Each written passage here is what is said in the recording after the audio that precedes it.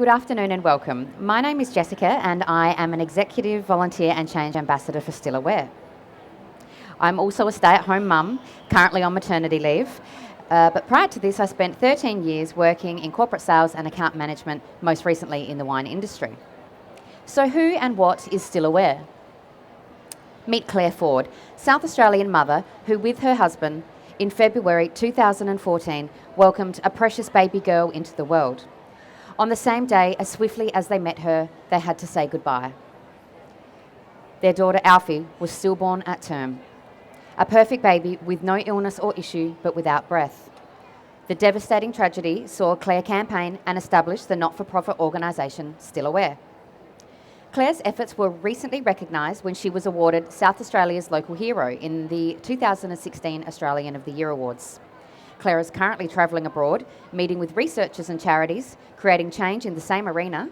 With the guidance of an advisory board and people just like you, we aim to change how we talk about stillbirth prior to the tragedy, raising awareness, sharing knowledge, and providing education to prevent stillbirth. A baby's only direct link to the outside world is through its mother. Mothers have a unique opportunity to understand their baby's individual movements and respond accordingly. Taking time each day to monitor a baby's movement or count the kicks is as important as taking prenatal vitamins. Still Aware encourages mothers to be still and be aware, empowering her to feel confident and comfortable to provide a voice for her unborn child. At the end of this session, you will have the right tools to bond with your bump while monitoring your baby's health as well. So why are a baby's movements important? A change in fetal movement can be a sign that a baby is in distress, although this is not the only sign. It may be shocking to know that 2 out of 3 mothers who have experienced stillbirth said they noticed their baby's movements slow down beforehand. It's therefore important that all cases of reduced movement are reported to your healthcare provider. Lack of prompt management has been recognised as a contributing factor to stillbirth, and this is why it's so important to seek help whenever you notice a change in your baby's movements. Please, don't feel alarmed by this information. Still Aware seeks to raise awareness about stillbirth, not to cause concern, but to empower mothers to connect daily with their babies, especially in the 3rd trimester. As a baby develops in utero, you might start talking to him or her, singing lullabies, and even encourage your partner to chat with your belly. And it's not all in vain. Beginning in the 2nd trimester, your baby can detect sounds from outside your body. The voices, tunes, and noises they hear in utero do in fact help the baby get used to the environment they'll enter at birth. And at around 16 weeks, your baby will start detecting some limited noises, such as the gurgle of your stomach or the whoosh of air in and out of your lungs. And by week 24, babies have been shown to turn their heads in response to voices and noises. Amazing, right?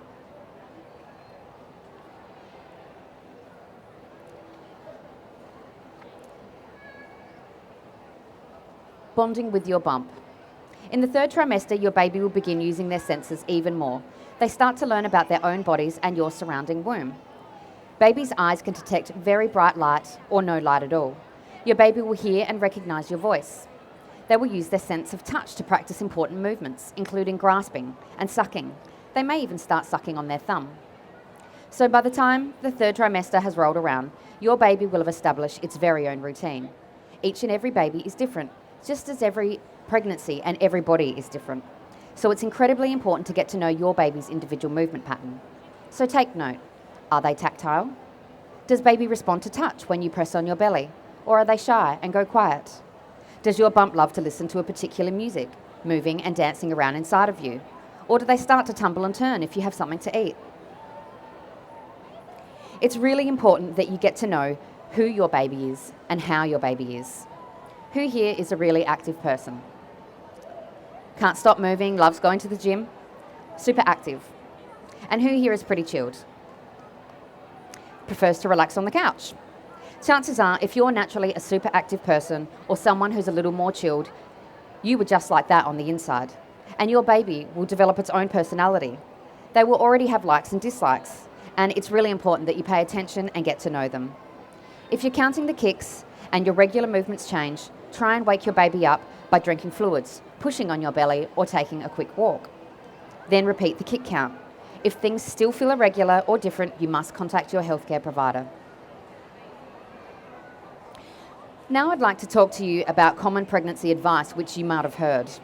Perhaps you know about Down syndrome and that it is the most common chromosomal abnormality to affect babies. A baby with Down syndrome can have a major impact on a family, so many parents-to-be want to know if they're expecting a child with this condition. That's why you're offered a blood test at 12 weeks gestation. Did you know that the chances of having a baby with Down syndrome are 1 in every 1,108 pregnancies? And has everyone here heard of listeria? Yep. I think it's safe to say most people here would know to avoid soft cheese and deli meat when pregnant. Yet, where listeria in pregnancy is concerned, the chances of one contracting it are 1 in over 20,000. These are just 2 common conditions that the general public will often offer knowledge on. Yet has anyone mentioned the chance of stillbirth to you and what to watch out for? Every day in Australia, 6 babies are born without breath. That's more than 2,000 babies every year. And it means that every 4 hours in Australia, a baby is stillborn. So what does that actually mean? How common is it when compared with those other statistics? Let's recap. Chances of a baby having Down syndrome, 1 in over 1,000. Chances of contracting listeria, 1 in over 20,000. The chance of a baby being stillborn, 1 in every 135 pregnancies. It's too many, but the good news is it doesn't have to be that way. At Still Aware, we represent the thousands of babies lost to stillbirth in Australia, and we will continue to talk about the issue until there is change. Stillbirth should no longer be a taboo subject. And on to your 3rd trimester. As I've previously mentioned, a baby's movements can be an indication of their health and well-being. Based on many studies and much research, we know that when a baby's movements are less and not as strong if they are unwell. Babies' normal patterns can vary from 4 times to over 100 times every hour, and that's why it's important to know what is normal for you and your baby. It's a common misconception that 10 movements in 24 hours is normal. This refers back to old insufficient data that some medical professionals still rely on. When you hear people say that a baby will slow down in the later stages of your pregnancy, it is scarily inaccurate.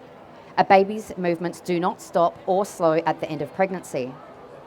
A baby's movements can be described as anything from a kick, flutter, swish or roll, but there is no set number of normal movements. From 16 to 24 weeks, you will feel the baby move more and more up until 32 weeks. Then they will stay roughly the same until you give birth. One thing we don't recommend is using handheld monitors, Dopplers or phone apps to check your baby. Even if you do detect a heartbeat, it doesn't mean that your baby is well. If you think your baby's movements have slowed down or stopped, contact the maternity unit. It's staffed 24 hours, 7 days a week. Don't put off calling until the next day. Myths and common misconceptions. My baby's just having a quiet day. Or hey, doesn't a baby slow down before birth anyway? A baby will keep moving throughout pregnancy, even during labour. The movements will likely be more subtle as baby grows. Of course, there is less room. But why not make mental note of when your baby moves the most? It might be that they move at the same time each morning, or that they always move after lunch. It's a great thing to know, as it can help to have a point of reference if you have any concerns. Remember, every day, be still and count the kicks. Have fun. Enjoy getting to know your baby. For more information on counting kicks, you can visit our website at www.stillaware.org. Now, let's have a look at a short video on counting kicks. Hi, I'm Nerida here for Still Aware. Still Aware is an organisation dedicated to raising awareness about monitoring your baby's movements. We're here at obstetrician Dr. Chris Sexton's rooms, and we're about to sit in on one of his appointments while he speaks to Renee, an expecting mother, about why it's so important to monitor your baby's movements or count the kicks. Monitoring a baby's movements or counting the kicks daily is something that is safe and can help to keep a mother aware of how her baby is doing. It's easy and can even be something a pregnant woman does with her partner daily. So Renee, now that you're 30 weeks, how are you feeling? I'm feeling great. Good. Good. And you're feeling the baby move regularly? Yeah, I'm feeling it move all the time. Fantastic. Just really active. Good. Because now that you're in the 3rd trimester, this is a perfect time to talk to you about your baby movements. Yeah. You should feel the baby move regularly during the day. Take a bit of time and concentrate on feeling the baby move so you can be aware of it, because it's the best way you have of knowing that your baby's doing well in there. So what we suggest is just take a half an hour to an hour a day, lie down, have something to eat or drink before you do it, and just pop your hands on your tummy and concentrate on your baby movements. You should feel probably in that half an hour or so up to 10 movements. Anytime you feel the baby isn't moving enough or the movements have changed and you're worried, we want to make sure you give us a call and we'll make sure we check you out just to reassure you everything is fine. It usually will be, but it's just important to make sure it is. Yeah, absolutely. So is there anything special I need to drink or eat or? Having something to eat or drink a little bit beforehand is often good. Often gets the baby going, and I often recommend just a cold, sweet drink, maybe 20 minutes before. For some reason, that just seems to get the baby going. Okay, yeah. And so 10 movements, you said, over the space of how long was it? Well, when you sit and concentrate, you'll probably get 10 movements in half an hour to 2 hours. But don't worry if it goes quiet for just a little while, but it then should start back up again and the movements will be strong. And everything counts, you know, it doesn't have to be a really hard kick. Any movement will do. Hiccups don't really count, but just general movements are fine. They don't have to really punch you. Any movement like that one will be fine. And so I'll do this daily? Like every day. Yeah. And we've got some kick charts we can give you, and there's some excellent apps you can use for your mobile device, and you can record it. You'll have a permanent record to make sure you know it's working all right. And so at 30 weeks, the baby's got a lot of fluid around it, so it can really take a good swing at you, and the movements will be strong. As you get towards the end of the pregnancy, in the last few weeks, the amount of fluid around the baby is a little less, and the baby's movements will be more subtle, but you should still always feel the baby move, and that's when it's even more important to take that extra time in the day to really sit and feel it move, because they will be more subtle. There's an old wives' tale that goes around, the baby will slow down or stop moving just before you go into labour. Now that's not true.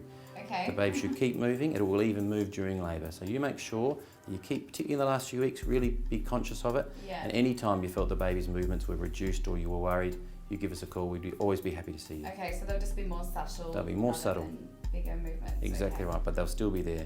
Every baby and every woman is different, so everyone's count the kicks will be different. Once you and Bump have developed your routine, that's when it should be consistent. Still Aware seeks to raise awareness about stillbirth, not to raise concern, but to simply empower mothers to daily connect with their babies, particularly in the 3rd trimester.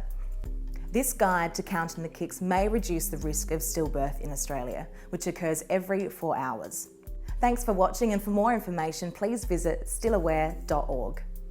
If a pregnant woman is particularly anxious, monitoring her baby's movements or counting the kicks will empower her to feel confident and comfortable that everything is okay, or that yes, there is a reason to contact your doctor, midwife or hospital for a checkup. We encourage women to act on their instincts.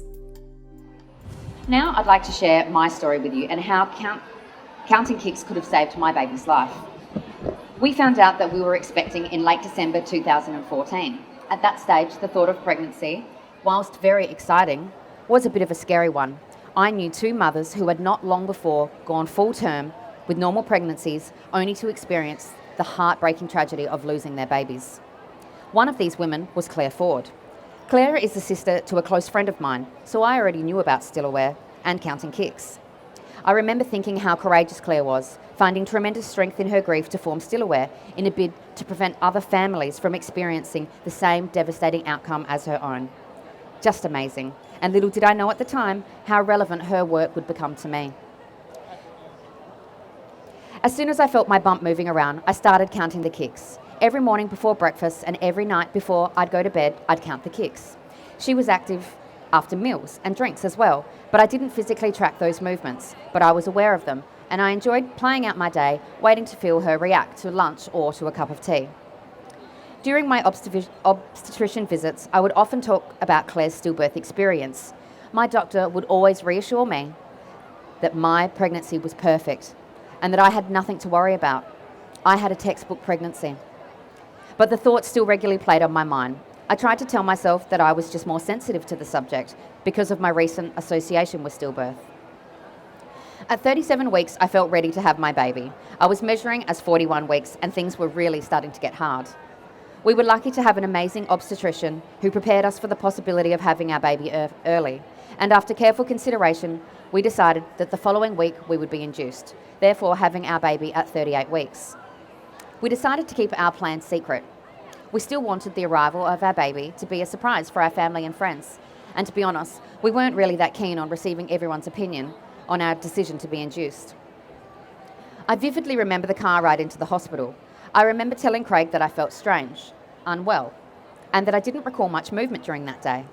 I hadn't counted the kicks that morning. After all, my pregnancy was perfect. And I was going to have my baby the next day. It would be fine. I put it back down to being too busy and excited to notice, and the sick feeling, it was probably just nerves. I dismissed the concern and moved on without giving it any more thought. When we arrived to the hospital, the nurse ran me through what the next 12 hours might entail. She hooked me up to the heart rate monitor and said that she would be back in 15 minutes. From here, it all became a bit of a blur. The nurse returned and said that I needed to start fasting. 20 minutes later, my obstetrician arrived. I wasn't supposed to see him until the next day. I immediately reflected back to my earlier concerns of reduced movements, and my heart began to race.